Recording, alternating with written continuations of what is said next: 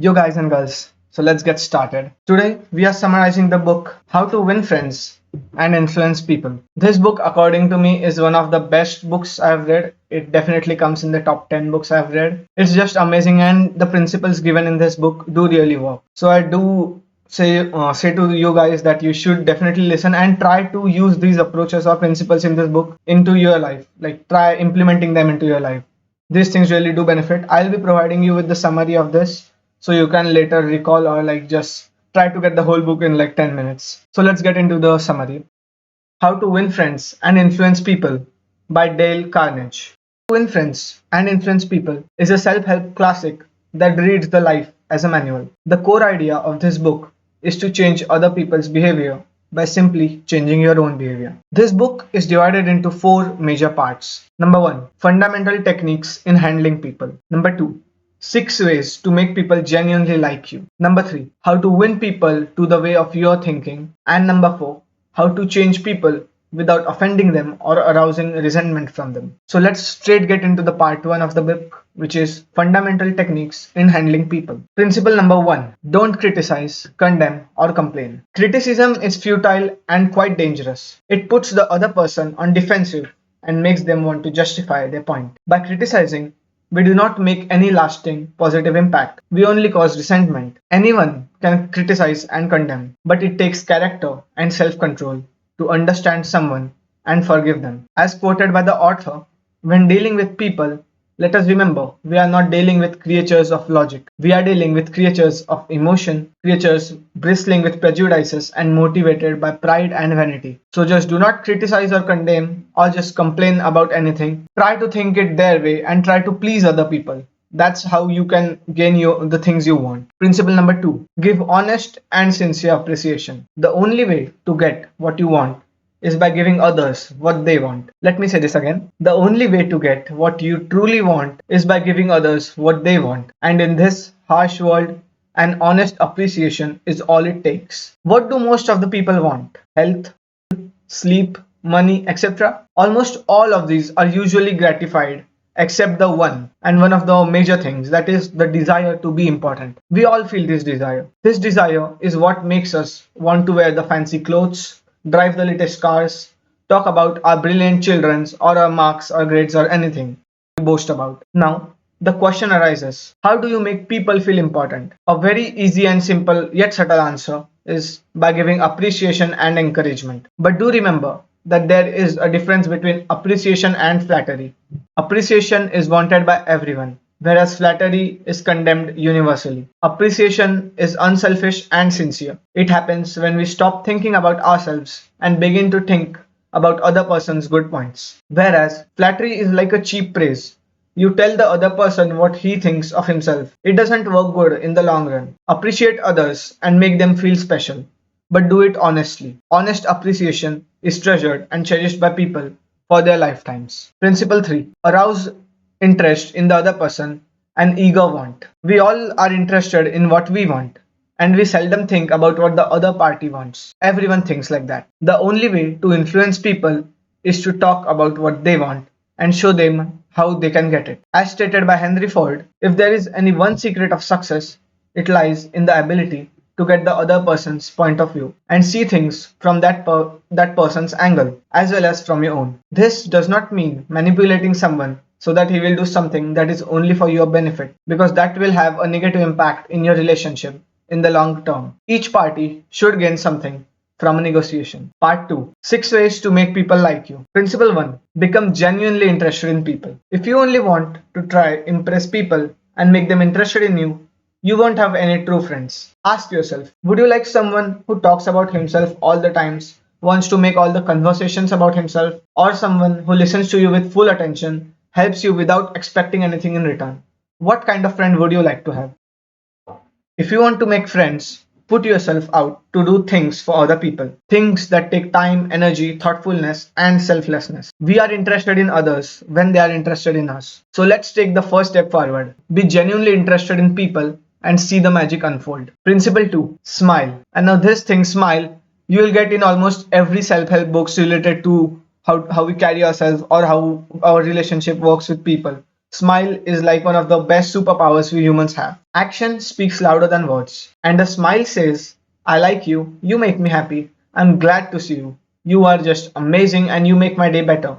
And a thousand such things. Smile is a true superpower that we humans possess. But with great power comes great responsibility. It is our responsibility to use it, or it will get lost over time. If you can't smile, force yourself to. Think about some song you like vibing to, some happy moment. Act as if you are already happy. Because as the law states, thinking you are already happy will tend to make you happy over time. Your smile is a messenger of goodwill, and it enlightens everyone who sees it. To someone who has several faces with frowns, anger, your own smile can make their day way better. For example, if there's someone who's having a hard day at school or at office, people getting mad at them or just trying to blame him, if you are the only person who just smiles at him and like talks kindly, he will have a way better day just only because of you. So smile, use the superpower, spread the good vibes around. Principle 3. A person's name is the most important thing. The average person is more interested in his or her own name than in all the other names in the world combined. What makes a name so special? Our name is something we got at our birth. It is something that truly belongs to us, and no one can take it from us. It is a major part of our own unique identity. There's a simple technique to memorize names. If you don't hear someone's name properly, ask the person to repeat it. If it's an unusual name, ask for their spelling. Repeat the name several times during the conversation. Associate the name with the person's features, expressions, and general appearance. And write it down later so you can visualize the name as well. Because there's no such strong thing for conversation and making others like you than remembering their name. A name just increases our attention when someone takes it. It's just unique and it's quite powerful. So use it properly. Don't misspell anyone's name because as strong it's the power, it sucks when someone takes your name wrong. We all know it. Principle 4. Be a good listener. Encourage others to talk about themselves. To be a good conversationalist, be an attentive listener. To be interesting, be interested. Ask questions that other people will enjoy answering. Encourage them to talk about themselves and their accomplishments. Remember, people are 100 times more interested in themselves and their problems than they are in you. Think of it while conversing. If you aren't good at continuing conversations, like me, there's a trick from a book, Never Split the Difference, which is basically on negotiation, but this trick works in conversations too. This trick is called mirroring. It's simple yet highly effective. All you have to do is repeat the end of the statement that the user said or keywords from what he just said. This will further expand the conversation. For example, let's assume a friend who just came back from a trip on Kashmir and he says to you, Hi, I just came back from Kashmir, and you just reply with nice. And the conversation kinda ends there. It sucks, right? But if we do mirroring, like we just pick a part from his sentence or the ending words and we repeat it. For example, Hi, I just came back from Kashmir. And instead of nice, we say Kashmir. Or like, what did you do in Kashmir? So he's like, yeah, Kashmir, it's all snowy and stuff there. It's such an awesome experience. Snowy, that's amazing. What did you do there? So by using the same words that this person used, we will make the conversation increase. And this also has a psychological effect, as the other person thinks that we are paying full attention as we are using the words that the person used.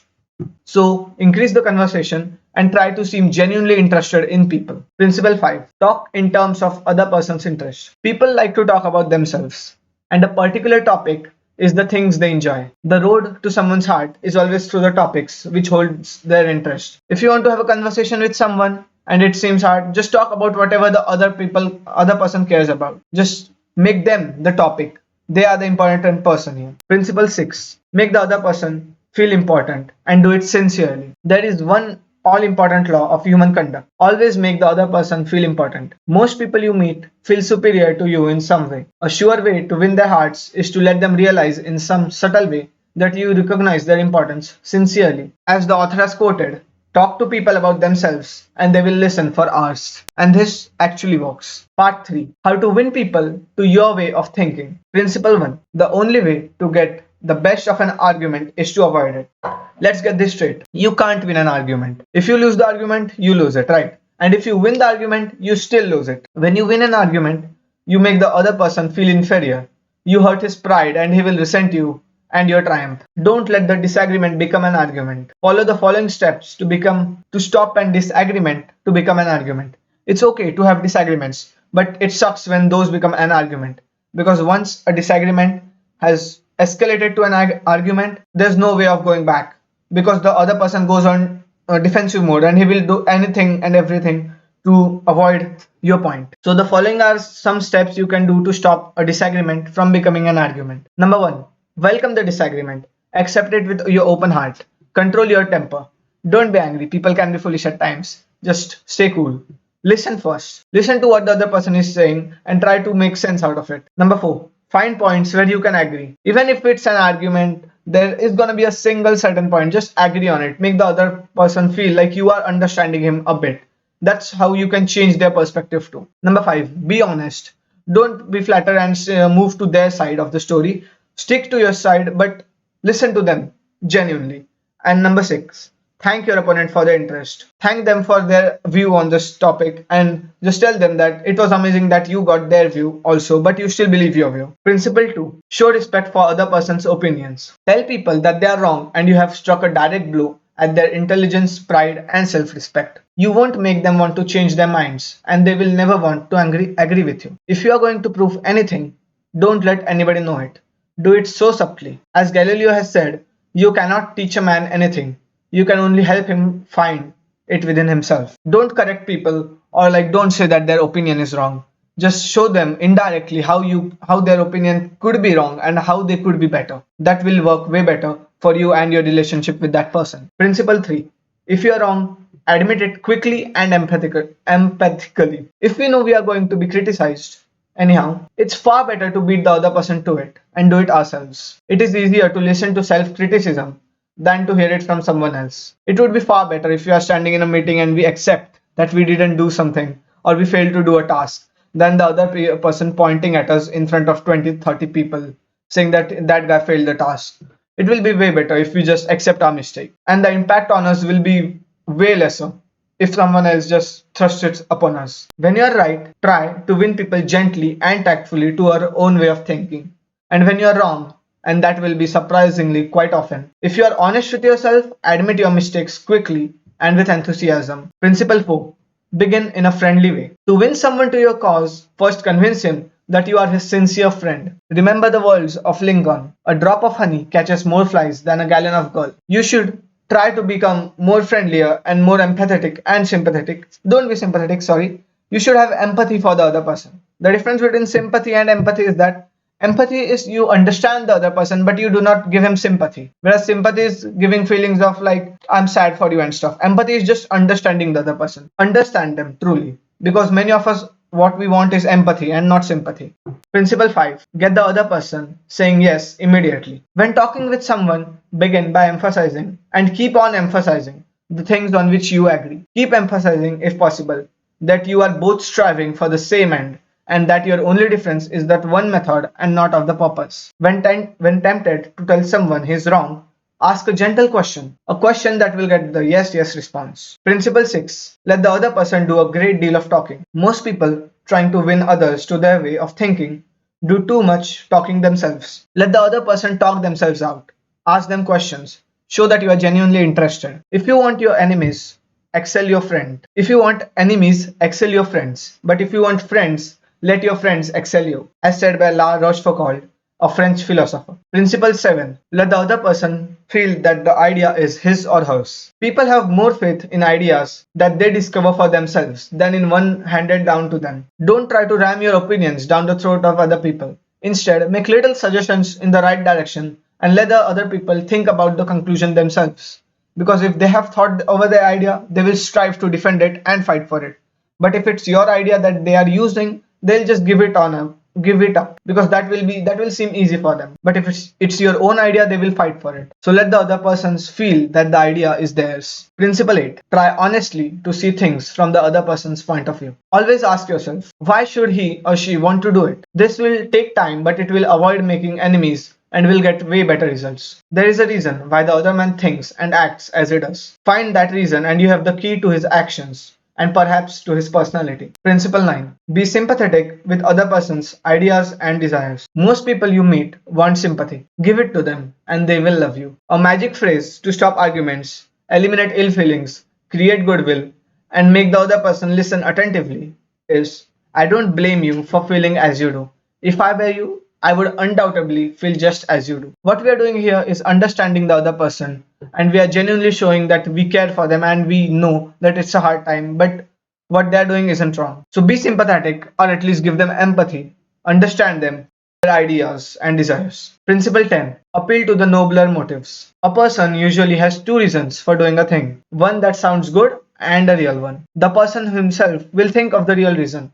You don't need to talk about that or emphasize on that. But all of us, being idealists at hearts, like to think of motives that sound good. So, in order to change people, appeal to the nobler motives, the real motives, or the motives that sound good. Principle 11. Dramatize your ideas. Today, we live in the world of dramatization. Merely stating a truth is not enough. The truth has to be made vivid, interesting, and dramatic. You have to use showmanship. The movies do it, television does it, and you will have to do it as well if you want attention. A really famous example of this can be given, such as when the first iPads were launched. Now, an iPad has had a merely 4 GB of memory at that time. A iPod, which was used for listening to music, not iPad, my bad. So it had merely 4 GB of memory, and it was not that huge. But how Steve Jobs presented it was that the iPod is 1,000 songs in your pocket. So it's not like he's saying that it's only 4 GB. He just showed us that it could contain 1,000 songs, which is a huge number, and it would have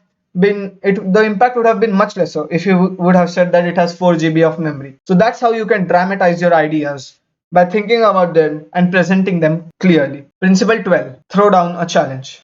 Get things done. Stimulate competition using the desire to excel. All men have fears, but the brave put down their fears and go forward. Sometimes to death, but always to victory. Never turn down to a challenge. A challenge is the fundamental thing that will make you evolve. So fight for it and win over by using the challenge. Part 4. Be a leader.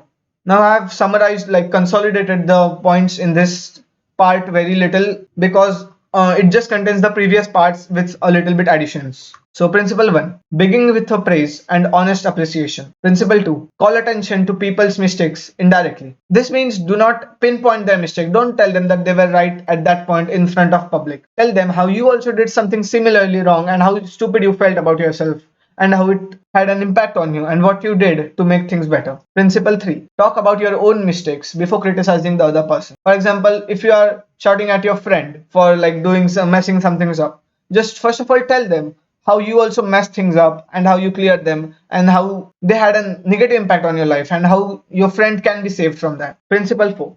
Ask questions instead of giving direct orders. Asking questions such as, how can this be done better? Do you think the client will like it? Etc. Instead of saying it's completely trash and just ordering to do according to you, will have better impact on the people, on the work to be done, and on the relationship you have with that person. Principle 5. Let the other person save face. Don't insult people in public. Let them save their face. Principle 6. Praise the slightest improvement and praise every improvement. Be hearty in your approbation and lavish in your praise. What this means is that you should praise everyone for even a little bit of improvement. Even 1% improvement should be praised, as it is better than zero. It is always better than something. If it's nothing, it's praiseworthy. Principle 7. Give the other person a fine reputation to live up to. What this means, in short, is that give them some standard of living so that they have to meet their reputation. For example, you can say that there's a friend I have. Now, I can say that you always do your practicals on time, you always complete your homework, you always do the work on time. If we make his reputation like he always does work on time, he will fight to keep that reputation, and then he will start following time, and he'll just do everything time wise because he has to maintain that reputation he has. Principle 8. Use encouragement. Make the fault seem easy to correct. Even if someone has done something wrong or someone has done a blunder, it's okay. Encourage them that it happens, it can happen at times, and they can make it better. Make the fault seem easy to correct. And the last, principle 9. Make the other person happy about doing the things you suggest. This one is a genuine way to make people do the things you want them to do. Like there should be some interest or there should be something that they would like by doing your task, they would get by doing something for you. So make the other person happy if you want them to do anything for you. Follow these tips and you will definitely get in better relationships with people, friends, and everyone else. That's it for the summary, guys. Now we are up for the discussions. If you have any doubts regarding the book or anything in it, or just want to talk about life, hop on the stage, use the join stage button, I guess, to get on the stage. You can also post your questions in the discussion tab also.